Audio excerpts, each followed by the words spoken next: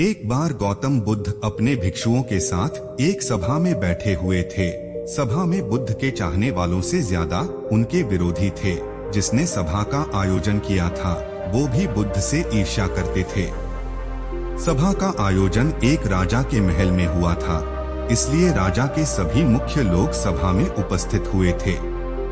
बुद्ध सभा में जाने से पहले ही जानते थे कि सभा में उनके विरुद्ध कोई न कोई षड्यंत्र जरूर रचा जाएगा। सभा में जाने से पहले उनका शिष्य आनंद सभा में जाने के लिए मना करता है कि आपको वहां नहीं जाना चाहिए। वहां के लोग आपके साथ दुर्व्यवहार करेंगे, न जाने वहां आपके विरुद्ध कोई षड्यंत्र रच रखा होगा। लेकिन गौतम बुद्ध अपनी करुणा की वजह से उस सभा में जाने से अपने आप को नहीं रोक पाए। सभा की शुरुआत होते ही बुद्ध से ईर्ष्या करने वालों का यही प्रयास होता कि बुद्ध से कुछ ऐसे प्रश्न पूछे जाएं जिसका जवाब बुद्ध ना दे पाए, परंतु बुद्ध सभी प्रश्नों के उत्तर बड़ी आसानी से दे रहे थे। सभा में बैठे सभी लोग अपने अपने प्रश्न बुद्ध से पूछ ही लेते हैं और उन्हें प्रश्नों का उत्तर भी मिल जाता है। तभी अचानक वहाँ एक स्त्री आती है और बुद्ध से कहती है कि आप तो ध्यान की बात करते हैं, ज्ञान की बातें करते हैं, सत्य की बातें करते हैं, आप लोगों को सत्य की राह में चलने की दिशा निर्देश देते हैं, पर या आपके भीतर थोड़ी सी भी दया नहीं कि आपको मुझ अबला की कोई चिंता नहीं है जिसे आपने गर्भवती करके छोड़ दिया है? क्या आपको मेरे पेट में पल रहे बच्चे की कोई फिक्र नहीं? इस स्त्री की बात सुनकर उस सभा में हलचल मच जाती है। लोग एक दूसरे से बातें करने लगते हैं। उस सभा में बैठा हर एक व्यक्ति खड़ा हो जाता है और कहता है कि औरत के सौंदर्य के आगे बड़े बड़े ज्ञानी भी अपने घुटने टेक देते हैं, तो फिर यह बुद्ध क्या चीज है? उसी में कोई और खड़ा होता है और बोलता है कि हमें बुद्ध से ये उम्मीद नहीं थी कि बुद्ध इतना भी नीचे गिर सकता है। इसी तरह सभी लोग खड़े होकर बुद्ध को भला बुरा कहते हैं, बिना सत्य को जाने ही कि सत्य क्या है।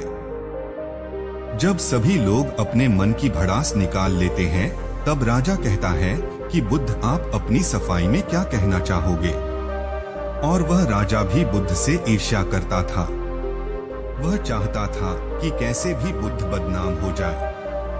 यहाँ पर एक जरूरी बात आपको समझना चाहिए कि इस सारी घटना का बुद्ध पर कोई असर नहीं था और न ही लोगों के अपशब्दों का कोई असर था, और उस स्त्री के झूठे आरोप का भी बुद्ध पर कोई असर नहीं था। जानते हैं क्यों? क्योंकि बुद्ध सत्य को जानते थे, वे अपनी नजर में सही थे।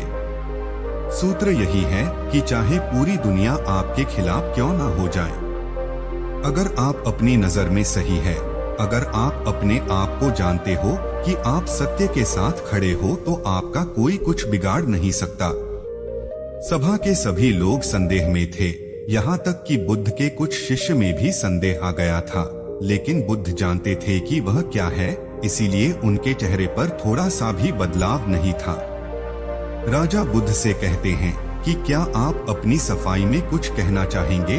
बुद्ध उस स्त्री से कहते हैं कि पुत्री, इस पूरे ब्रह्मांड में केवल दो ही लोग इस सत्य को जानते हैं कि तुम सत्य कह रही हो या असत्य।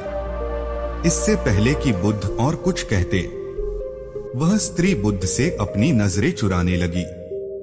सभा का एक व्यक्ति उस स्त्री से कहता है कि तुमने बहुत बड़ी बात कही है, अगर यह गलत साबित होती है तो तुम जानती हो ना कि तुम्हें क्या सजा दी जाएगी। उस व्यक्ति की बात सुनकर उस स्त्री के हाथ पैर कांपने लगते हैं और वह तेजी से वहां से दौड़ने लगती है। तेजी से दौड़ने के कारण उस स्त्री ने अपने पेट पर जो भी गठरी बांध रखी थी वह जमीन पर गिर जाती है और सत्य सबके सामने आ जाता है। उस स्त्री ने अपने पेट पर गठरी इस तरह बांध रखी थी जैसे लग रहा था कि वह स्त्री गर्भवती है। राजा उसी समय उस स्त्री को बंदी बनाने का आदेश देता है, लेकिन बुद्ध के कहने पर उस स्त्री को क्षमा कर दिया जाता है।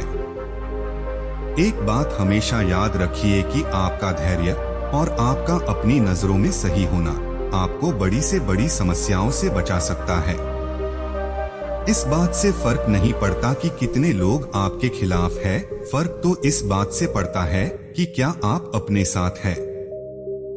दोस्तों, आशा करता हूँ कि बुद्ध की इन बातों को आप अपने जीवन में अमल करेंगे। अगर वीडियो अच्छी लगी हो तो इसी तरह की मोटिवेशन वीडियो पाने के लिए चैनल को जरूर सब्सक्राइब कीजिएगा।